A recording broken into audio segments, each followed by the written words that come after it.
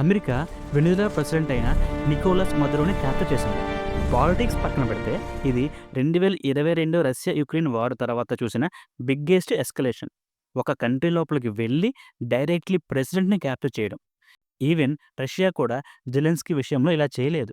ఇలాంటి ఈవెంట్స్ జరిగినప్పుడు ఒక ప్యాటర్న్ ఆల్మోస్ట్ ఆల్వేస్ రిపీట్ అవుతుంది. మార్కెట్స్ ముందే రియాక్ట్ అవుతాయి. ఇమీడియట్ ఇంపాక్ట్ ఏంటంటే short term volatility. Oil, gas, metals, gold, silver, even defence stocks అన్నీ మూవ్ అవుతాయి. అన్సర్టెనిటీ వచ్చినప్పుడు మనీ ఎప్పుడూ హార్డ్ అసెట్స్ వైపు పరిగెడుతుంది. ఇది నా ఒపీనియన్ కాదు, బేసిక్ మార్కెట్ బిహేవియర్. ఇప్పుడు మీరు చాలామంది ఒక ఇంట్రెస్టింగ్ థింగ్ నోటీస్ చేసి ఉంటారు.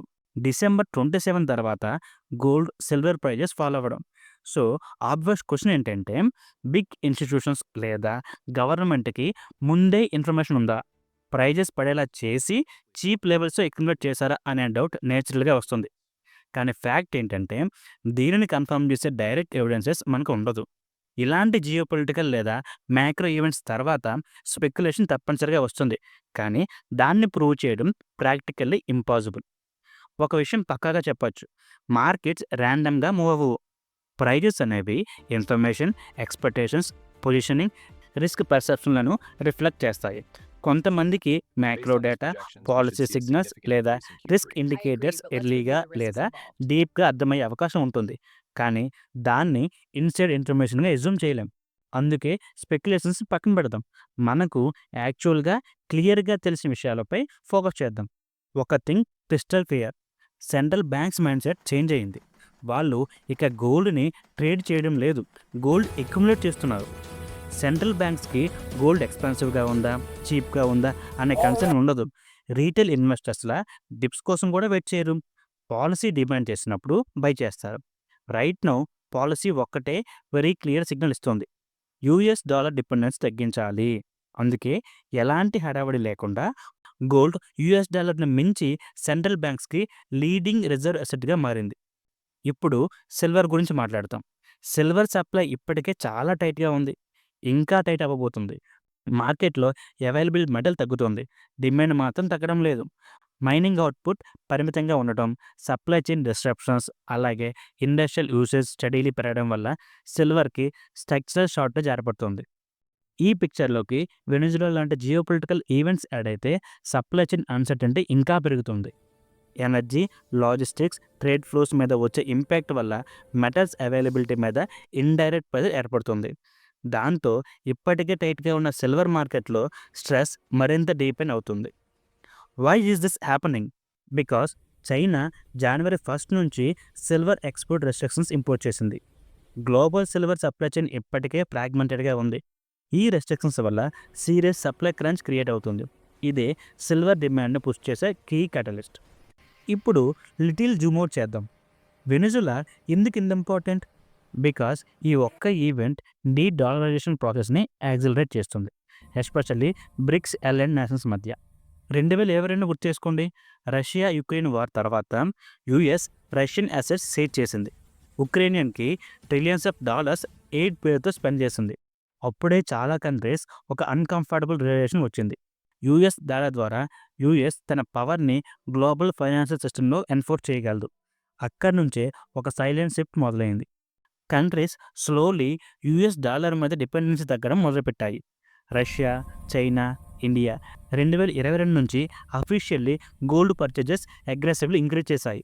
మెసేజ్ ఇప్పుడు ఇంకా క్రిస్టల్ క్లియర్గా ఉంది, యుఎస్ డాలర్ ఇప్పటికీ ప్రపంచంలో మోస్ట్ పవర్ఫుల్ కరెన్సీ, కానీ ఇక అది న్యూట్రల్ రిజర్వ్ అసెట్ కాదు.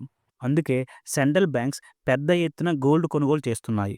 వాళ్ళ ఆబ్జెక్టివ్ స్పష్టంగా ఉంది, పాలిటిక్స్, శాంక్షన్స్, పవర్ షిఫ్ట్ మీద డిపెండ్ కాకుండా ఉండే ఒక ట్రూలీ న్యూట్రల్ రిజర్వ్ అసెట్ని మళ్ళీ ఎస్టాబ్లిష్ చేయడం. That asset is gold. ఇప్పుడు ఈ పిక్చర్లో వెనిజులా ఇన్సిడెంట్ యాడ్ చేస్తే గ్లోబల్ సిగ్నల్ ఇంకా లౌడ్గా వినిపిస్తుంది. డెమోక్రాట్స్ అయినా రిపబ్లికన్స్ అయినా వైట్ హౌస్లో ఎవరు ఉన్నా డిఫరెన్స్ లేదు. యూఎస్ స్ట్రాటజిక్ ఇంట్రెస్ట్కి ఎగెన్స్ట్ వెళ్తే ఎకనామిక్ ప్రైస్ తప్పదు, అసెట్స్ ఫ్రీజ్ అవుతాయి, యాక్సెస్ కట్ అవుతుంది, కరెన్సీ సోవరెంటీ క్వశ్చనింగ్ అవుతుంది. అందుకే డీ డాలరైజేషన్ ఓవర్ నైట్లో జరగదు. యుఎస్ డాలర్ని రీప్లేస్ చేయడం అంత ఈజీ కాదు, కానీ ఇది స్లోగా, సైలెంట్గా, స్టడీగా యాక్సిలరేట్ అవుతుంది.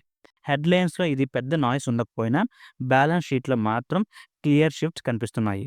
అందుకే ఇప్పుడు ట్రాక్ చేయాల్సిన సింగిల్ మోస్ట్ ఇంపార్టెంట్ ఇండికేటర్ ఏంటంటే సెంట్రల్ బ్యాంక్ గోల్డ్ బయింగ్. 2022లో రష్యన్ అసెట్స్ సీజ్ చేసిన తర్వాత సెంట్రల్ బ్యాంక్ గోల్డ్ బయింగ్ గణనీయంగా పెరిగింది. ఇప్పుడు కూడా అదే ప్యాటర్న్ రిపీట్ అవుతుందా అన్నది గమనించాలి. రికార్డ్ గోల్డ్ ప్రైజెస్ ఉన్నా కూడా సెంట్రల్ బ్యాంక్స్ బయింగ్ కంటిన్యూ చేస్తే, మరీ ముఖ్యంగా 2022, 2023 పర్చేజ్ లెవెల్స్‌ని ఎక్సీడ్ చేస్తే అది ఒక లౌడ్ సిగ్నల్. దాని అర్థం ఏంటంటే యూఎస్ డాలర్ మీద ట్రస్ట్ స్లోలీ ఎరోడ్ అవుతుంది అన్నమాట. ఇంకొక ఇంపార్టెంట్ పాయింట్ గుర్తుంచుకోండి. అక్టోబర్ 2025 గోల్డ్ పుల్‌బ్యాక్ సమయంలో సెంట్రల్ బ్యాంక్స్ అగ్రెసివ్‌లీ బై చేశాయి. అది కోయిన్సిడెన్స్ కాదు. That is called positioning. ఇప్పుడు వెనిజులా ఈవెంట్‌లో కూడా హూ బెనిఫిట్స్ అనేది చూస్తే క్లియర్ విన్నర్స్ ఉన్నారు. United States oil majors Chevron, Exxon Mobil, Conoco Phillips. Venezuela oil production ramp up అయితే ఈ కంపెనీస్‌కి డైరెక్ట్ బెనిఫిట్ ఉంటుంది. కానీ లూజర్స్ కూడా ఉన్నారు. ముఖ్యంగా Canadian oil companies. Cheaper వెనిజులన్ barrels మార్కెట్‌లోకి వస్తే కెనడియన్ ఆయిల్ డిస్ప్లేస్ అయ్యే ఛాన్స్ ఉంటుంది. ఇక్కడ మనం 2,00,000 నుంచి 5,00,000 బ్యారెల్స్ పెర్ డే గురించి మాట్లాడుతున్నాం. ఇది వెస్టర్న్ కెనడియన్ సెలెక్ట్ ప్రైస్ మీద సీరియస్ ప్రెజర్ క్రియేట్ చేస్తుంది. అప్పుడు కెనడాకి న్యూ బయర్స్ వెతకాల్సిన పరిస్థితి తప్పదు. సో, డాట్స్ కనెక్ట్ చేస్తే ఇది జస్ట్ వెనిజులా గురించి కాదు. ఇది పవర్, కరెన్సీ, ట్రస్ట్, రిసోర్సెస్ ఇంకా వరల్డ్ స్లోలీ ఏ డైరెక్షన్ మూవ్ అవుతుందో అన్న దాని గురించి. అందుకే చివరికి గోల్డ్, సిల్వర్, మినరల్స్, ఎనర్జీ అన్నీ ఒకే పిక్చర్‌లోకి వచ్చి కనెక్ట్ అవుతాయి.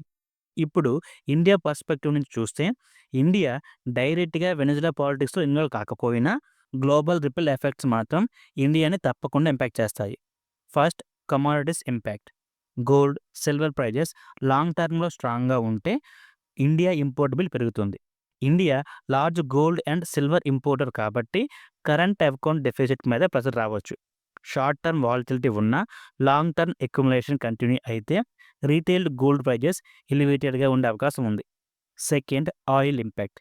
వెనిజులన్ ఆయిల్ సప్లై గ్లోబల్ మార్కెట్‌లో పెరిగితే క్రూడ్ ప్రైజెస్ రిలేటివ్‌లీ సాఫ్ట్‌గా ఉండొచ్చు. ఆయిల్ ఇంపోర్ట్ డిపెండెంట్ ఇండియాకి ఇది positive. Inflation control, subsidy pressure తగ్గడం, fiscal balance support. Third, rupee versus dollar. Dedollarisation స్లోగా యాక్సిలరేట్ అవుతుంటే US dollar dominance gradually weaken అవుతుంది. ఇమీడియట్ ఇంపాక్ట్ ఉండకపోయినా మీడియం టు లాంగ్ టర్మ్‌లో ఇండియాకి బెనిఫిట్. ఇండియా ఇప్పటికే rupee trade settlements, gold reserves increases, non dollar trade routes మీద focus పెంచుతుంది. Fourth, BRICS యాంగే.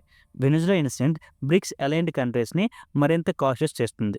India balanced foreign policy follow అవుతూ US relations maintain చేస్తూనే global south and strategic ప్యాటర్న్‌తో ties strengthen చేస్తుంది.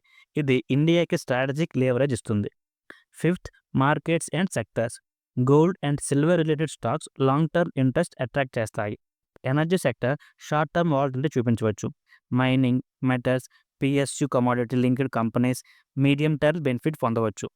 Dollar volatility IT and export sector మీద indirect impact చూపించవచ్చు. Retail ఇన్వెస్టర్స్‌గా panic అవసరం లేదు. మ్యాక్రో ట్రెండ్స్ అర్థం చేసుకొని షార్ట్ టర్మ్ నాయిస్ ఇగ్నోర్ చేసి లాంగ్ టర్మ్ డైరెక్షన్ మీద ఫోకస్ పెట్టాలి. గ్లోబల్ ఈవెంట్స్ ఓవర్‌నైట్ మార్కెట్స్‌ని మార్చవు. కానీ స్లో, స్టడీ ఇంపాక్ట్ మాత్రం తప్పదు. ఈ వీడియో మీకు నచ్చినట్లయితే లైక్, షేర్ అండ్ సబ్స్క్రైబ్ చేసుకోవడం మర్చిపోవద్దు. Thank you for watching.